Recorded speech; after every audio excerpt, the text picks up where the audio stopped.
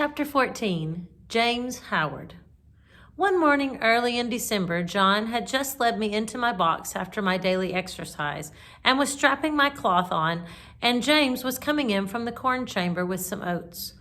When the master came into the stable, he looked rather serious and held an open letter in his hand.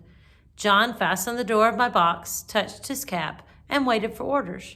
"Good morning, John," said the master. "I want to know if you have any complaint to make of James." "Complaint, sir?" "No, sir." "Is he industrious at his work and respectful to you?" "Yes, sir, always." "You never find he slights his work when your back is turned?" "Never, sir." "That's well, but I must put another question. Have you no reason to suspect when he goes out with the horses to exercise them or to take a message that he stops about talking to his acquaintances or goes into houses where he has no business, leaving the horses outside?" "No, sir, certainly not. And if anybody has been saying that about James, I don't believe it. And I don't mean to believe it unless I have it fairly proved before witnesses.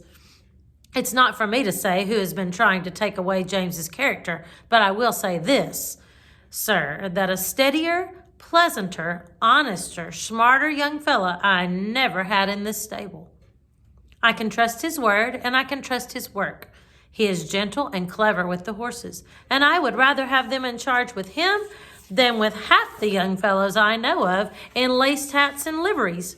And whoever wants a character of James Howard," said John with a decided jerk of his hand, "let them come to John Manley." The master stood all this time grave and attentive, but as John finished his speech, a broad smile spread over his face, and looking kindly across at James, who all this time had stood still at the door, he said, "James, my lad, set down the oats and come here. I am very glad to find that John's opinion of your character agrees so exactly with my own." "John is a cautious man," he said with a droll smile, "and it is not always easy to get his opinion about people. So I thought if I beat the bush on this side, the birds would fly out, and I should learn what I wanted to know quickly. So now we will come to business. I have a letter from my brother-in-law, Sir Clifford Williams of Clifford Hall.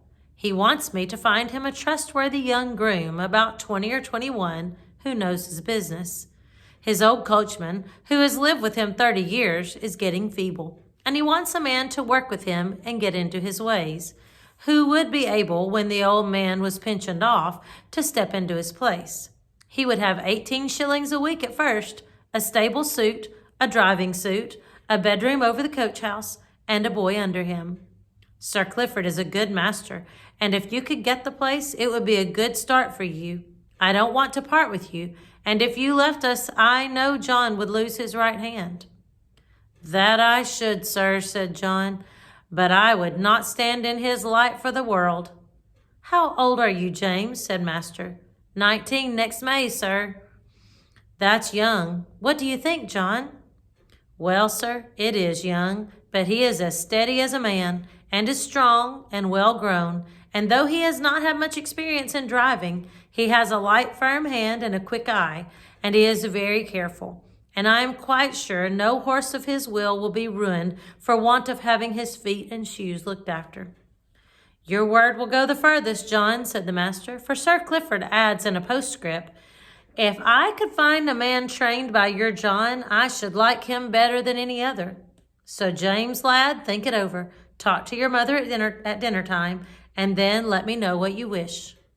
In a few days after this conversation, it was fully settled that James should go to Clifford Hall in a month or 6 weeks, as it suited his master. And in the meantime, he was to get all the practice in driving that could be given him. I never knew the carriage to go out so often before. When the mistress did not go out, the master drove himself in the two-wheeled chaise. But now, whether it was master or the young ladies or only an errand, Ginger and I were put in the carriage, and James drove us. At the first, John rode with him on the box, telling him this and that, and after that, James drove alone. Then it was wonderful what a number of places the master would go to in the city on Saturday, and what queer streets we were driven through. He was sure to go to the railway station just as the train was coming in, and cabs and carriages, carts and omnibuses were all trying to get over the bridge together. That bridge wanted good horses and good drivers when the railway bell was ringing, for it was narrow, and there was a very sharp turn up to the station, where it would not have been at all difficult for people to run into each other, if they did not look sharp and keep their wits about them. Next we'll read chapter 15, The Old Hostler. See you then.